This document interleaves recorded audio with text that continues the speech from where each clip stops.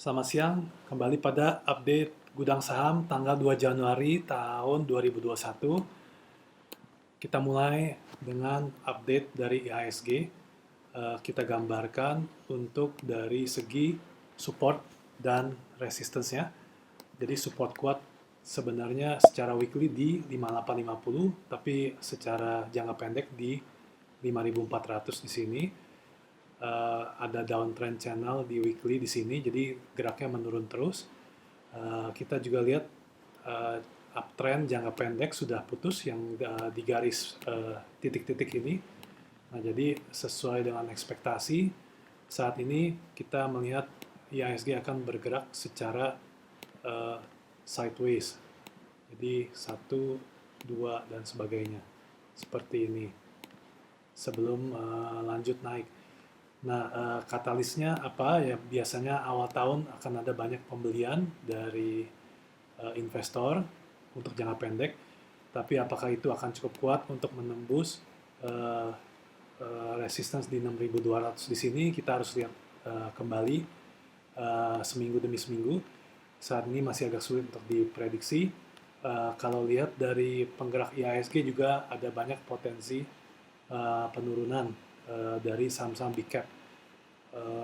Kita akan coba lihat lagi dari yang awal kita lihat seperti biasa BCA. BCA masih terjaga di support 33.000 di sini.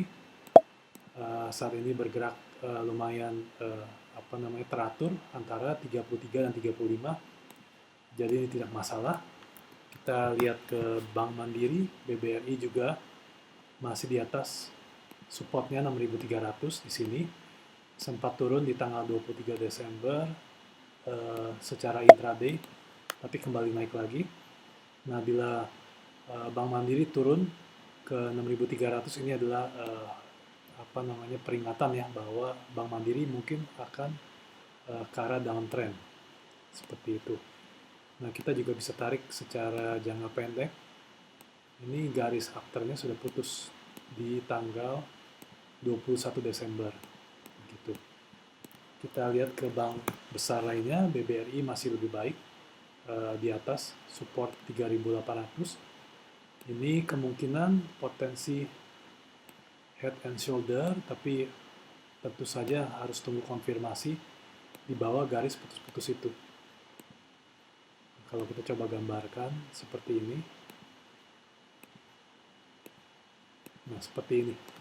Nah, jadi kalau tembus di bawah 4.100 atau 4.000 closingnya, kemungkinan akan jatuh ke 3.800 secara teori dari head and shoulder ini. Tapi 3.800 masih merupakan support yang kuat untuk BBRI. Jadi mungkin tidak akan jatuh terlalu dalam ke sana.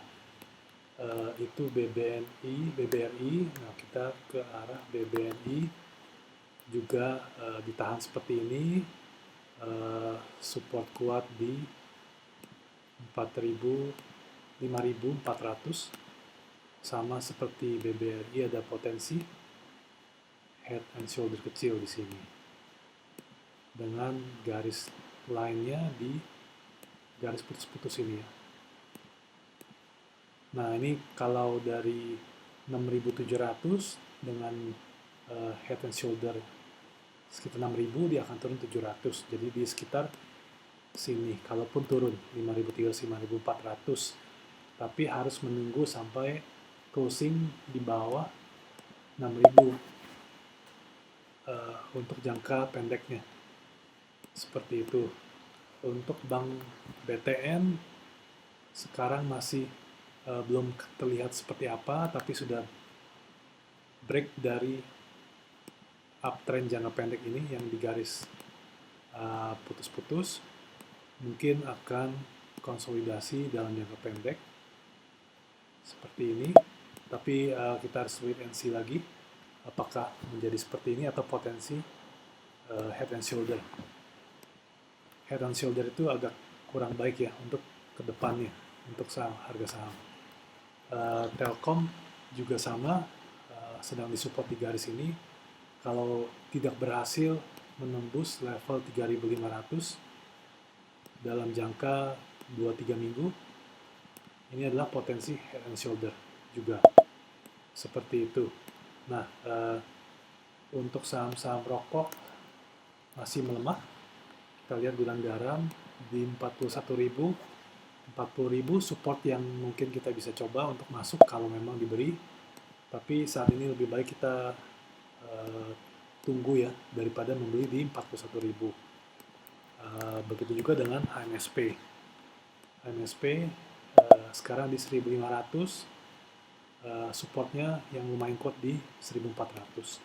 Ini ada garis downtrend yang sudah break dari awal Juni lalu ya di sini. Jadi HMSP masih ditahan di atasnya. Jadi kalau sudah turun ke sini, baru kita berkesempatan membeli di 1.400. Jadi saat ini kita tunggu dulu atau kita beli di atas ini kalau memang tertarik dengan saham ini di atas moving average-nya 1.600. Jadi kalau kita tarik garis di level seperti ini 1.600-an, 1.620 ya saat ini, seperti itu. Nah, untuk sektor lain kita akan coba lihat sektor CPO pada hari ini. Kita mulai dengan Astra Agro. Nah, ini untuk level 11.000 adalah level support kuat untuk Astra Agro. Terbukti di tanggal 23 Desember sempat turun lalu naik lagi. Nah, saat ini masih terjaga di level konsolidasi ini antara 11.400 dan 12.400. Nah, kalau memang bisa berhasil tembus di atas ini akan kembali melanjutkan kenaikan. Kemungkinan besar pelaku pasar akan menunggu laporan keuangan karena sektor CPO ini sudah naik lumayan banyak dari Oktober ya. Untuk ALI ini dari 10.000 sekarang 12.000, jadi sudah 20%. Kita lihat sektor lain seperti SIMP juga di atas support kuatnya di 370 di sini, balik di September. Sebenarnya ini 370 juga sebelumnya tersentuh di sini juga di Januari Februari 2020. Jadi ini support yang kuat.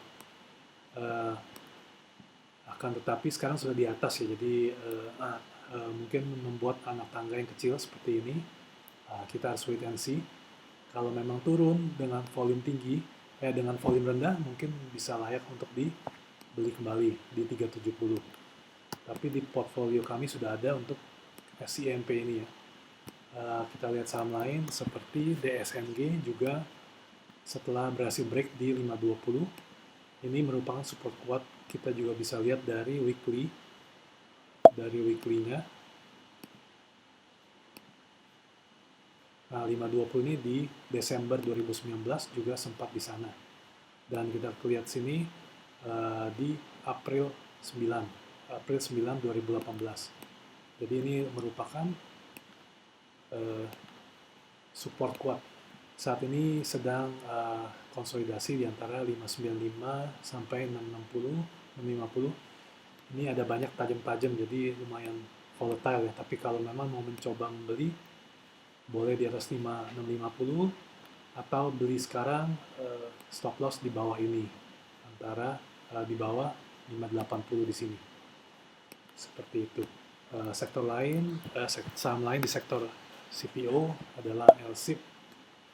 London Samudra ini masih di garis uptrend, tapi sudah terlalu lama juga.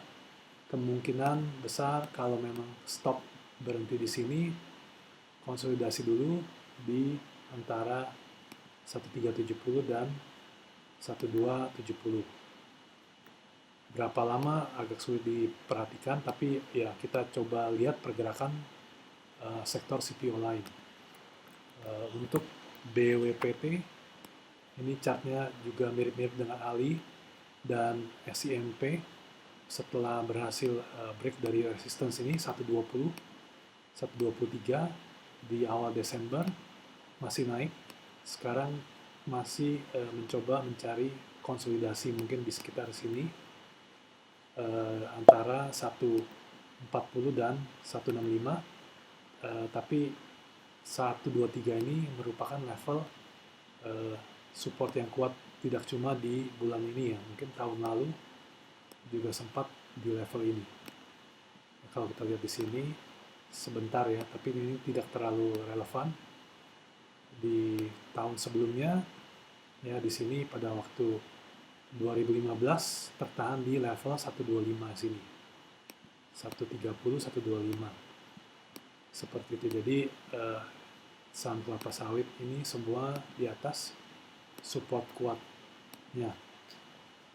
Kita lihat apakah laporan keuangannya baik. Bila baik, kita lihat saham ini akan melanjutkan penguatannya. Tapi pelaku pasar mungkin akan lihat kondisi dulu ya, sampai apa yang diprediksi tentang La Nina membuat produksi menjadi baik dan sebagainya itu tercermin dalam laporan keuangan untuk kuartal 4 2020.